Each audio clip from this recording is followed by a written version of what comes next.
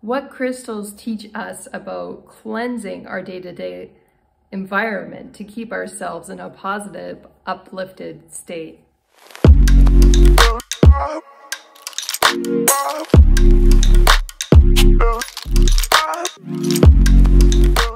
Hi, my name is Leah Chantel. Welcome back to my channel. And today I'm talking about what we can learn as lessons about life from taking care of crystals that helps us augment and improve our homes and our day-to-day environment so that we're always creating a positive energy out in the world. So we don't really take seriously the cleanliness of our homes all the time, the cleanliness of our energy. We're often locked in autopilot, we're in our egos and we're doing our thing, and we're creating chaos and mess around us as we're going about our routine. And we're doing that to save mental energy. When things are always the same, we don't have to make any extra effort to do a good job.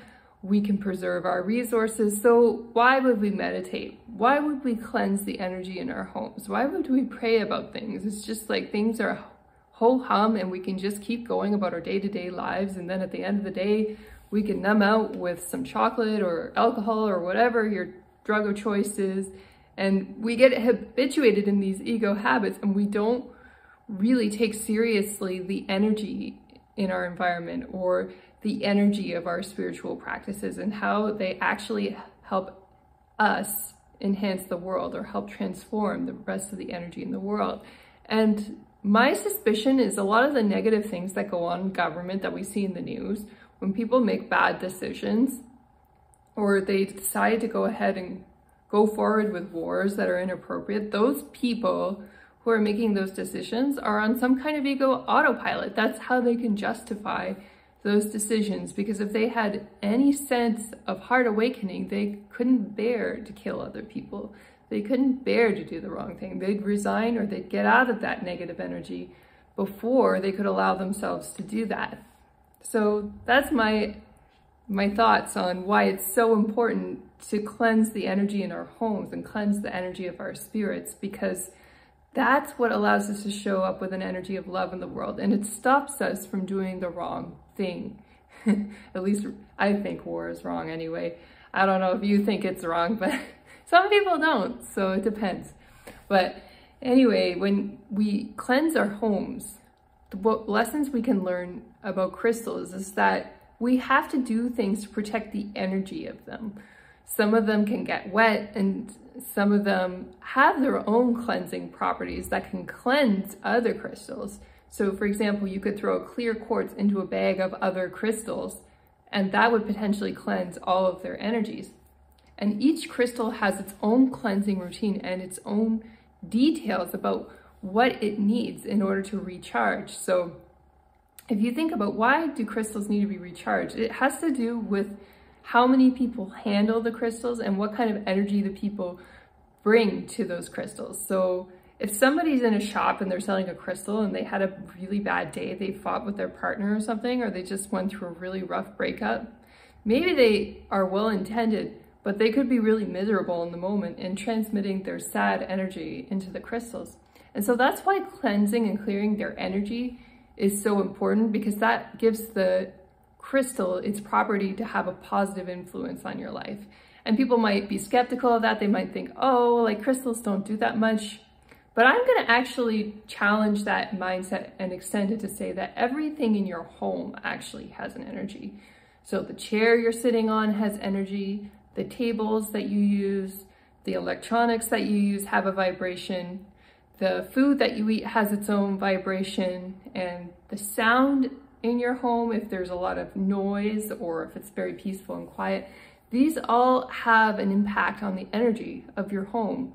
And the more chaos and the more negativity there is, the more likely it is to infect you and to stress you out. And all of these little factors build up. They create stress, they create negativity. And on the flip side, they create inner peace, they create calm, they create energy for you to go out into the world and share a positive message. And so we want to cleanse and clean everything in our homes that is not of a higher vibration. Every time we buy something and bring something into the home, especially if it's secondhand, but even brand new objects, You just want to be mindful about where it came from and what kind of energy is actually bringing you. It's not just a matter of being practical and deciding what color is going to fit into your wardrobe, but you also want to consider who you're buying it from and what kind of energy that they're giving you.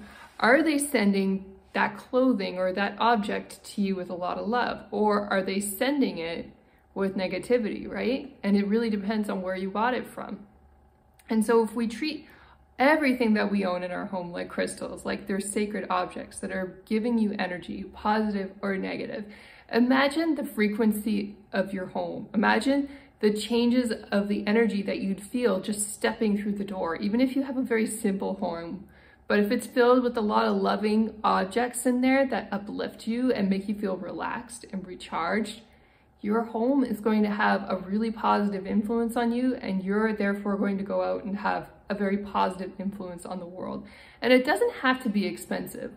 Of course, it's good to spend money on objects that you care about and that you're going to use a lot, that are going to uplift you. Then definitely spend that money. I think it's worthwhile. Like, for example, I know this doesn't sound too spiritual, but like a really good quality laptop could be something to spend a lot of money on, because it's something you use every day and it's going to uplift you and change your energy patterns, you know? So you want to invest in those things that you're going to use a lot. And everything else, you want to make sure it's bringing you positive energy, whatever you bring into your home.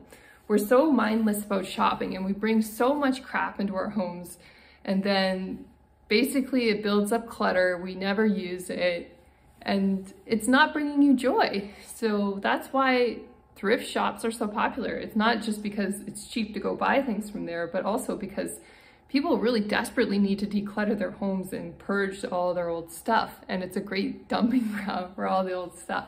But keep that in mind when you're shopping there, that whatever you're looking to buy is somebody else's purge. So you want to cleanse and clear the energy of it before you bring it into your home.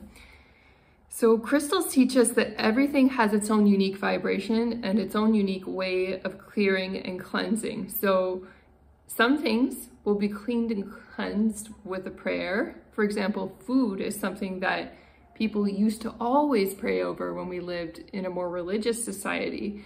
We don't anymore, and people don't do that anymore. And isn't it interesting that disease is on the rise and that we're struggling to figure out what to eat and diets change all the time? But what if we just prayed over whatever we did have the opportunity to eat?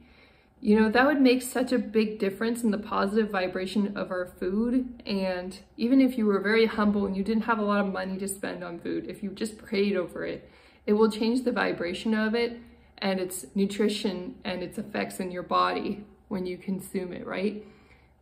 Filling your home with a positive energy, just the same way that you would fill your home with crystals, can be so, so important. And that's the lessons that crystals teach us. It's that we have to be mindful and articulate what kind of energy we want in our home and be discerning about what we bring into it.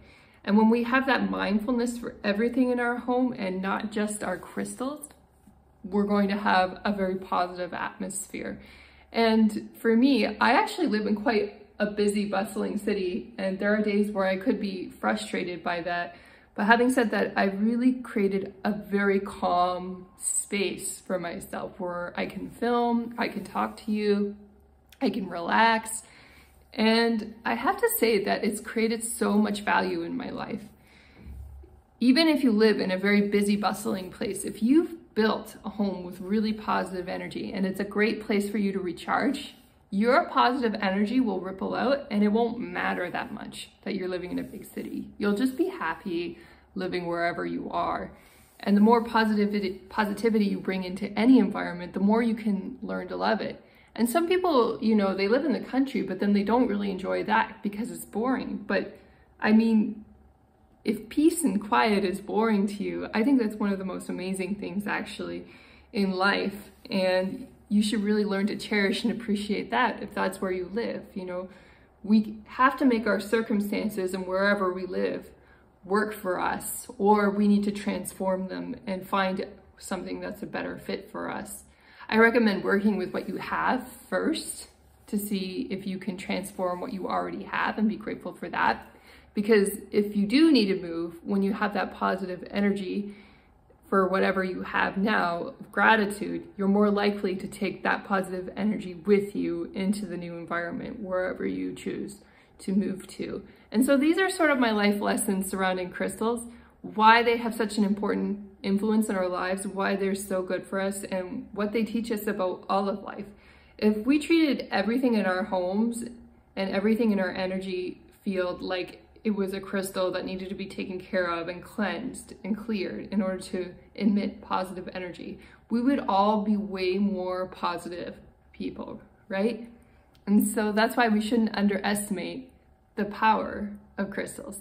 I hope you're all having an amazing week, and I can't wait to talk to you next time. Take care. Bye now.